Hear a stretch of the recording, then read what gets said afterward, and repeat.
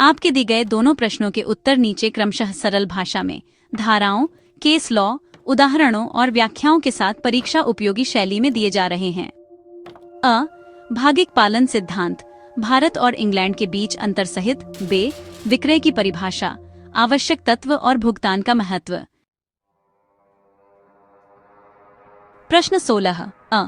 भारतीय भागिक पालन सिद्धांत का अंग्रेजी सिद्धांत से क्या अंतर है?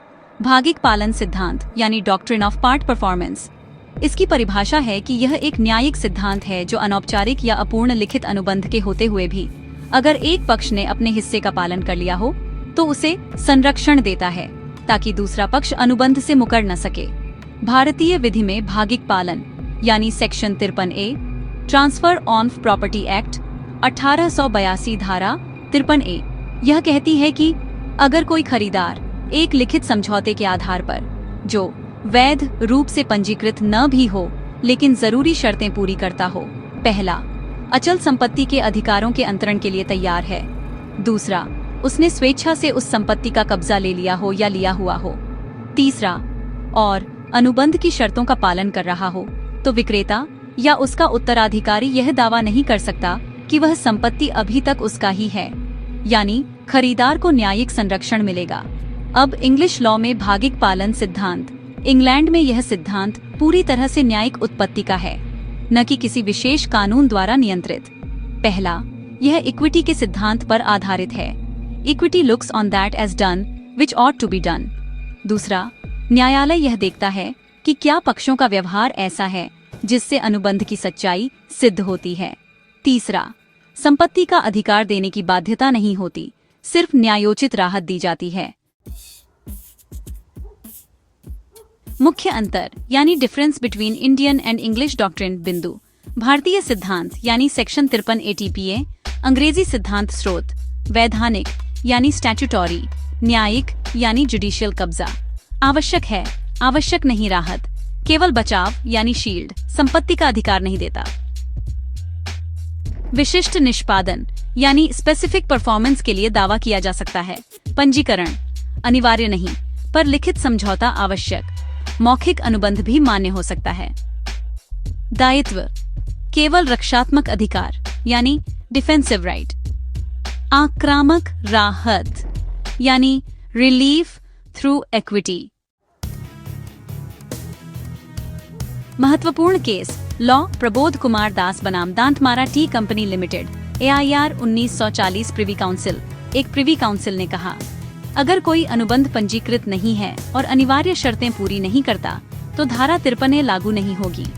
यह निर्णय यह स्पष्ट करता है कि भारत में यह सिद्धांत केवल तभी लागू होता है जब लिखित अनुबंध हो और कब्जा खरीदार को मिल चुका हो। इसे ढाल यानी शील्ड की तरह प्रयोग किया जा सकता है, हथियार यानी सोर्ड की तरह नहीं।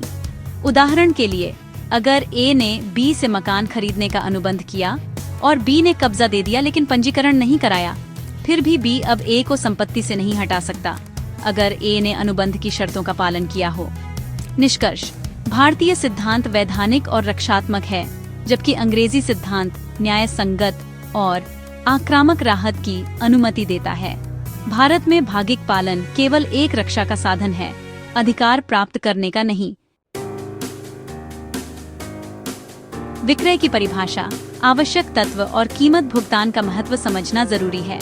धारा 54 संपत्ति अंतरण अधिनियम 1882 के अनुसार, sale is a transfer of ownership in exchange for a price paid और प्रॉमिस्ड और part paid and part promised. यानी विक्रय वह प्रक्रिया है जिसमें एक व्यक्ति दूसरे व्यक्ति को मूल्य के बदले में अचल संपत्ति का स्वामित्व स्थानांतरित करता है। अब बात करते हैं विक्रय के आवश्यक तत्वों की। सबसे पहले, विक्रय में दो पक्ष होना जरूरी है, एक विक्रेता और एक क्रेता, और दोनों को संपत्ति में विधिक क्षमता होनी चाहिए। दूसरा, संपत्ति अचल होनी चाहिए जैसे मकान या भूमि। तीसरा, सिर्फ कब्जा नहीं बल्कि स्वामित्व का पूरा अंतरण आवश्यक है। चौथा, संपत्ति के बदले में कीमत का भुगतान किया गया हो या किया जाना हो। और अंत में, यदि संपत्ति की कीमत 100 रुपए से अधिक है तो उसके लिए लिखित और पंजीकृत दस्तावेज यानी रजिस्टर्ड विलेख होना आवश्यक है। तो क्या कीमत का भुगतान आवश्यक है? नहीं।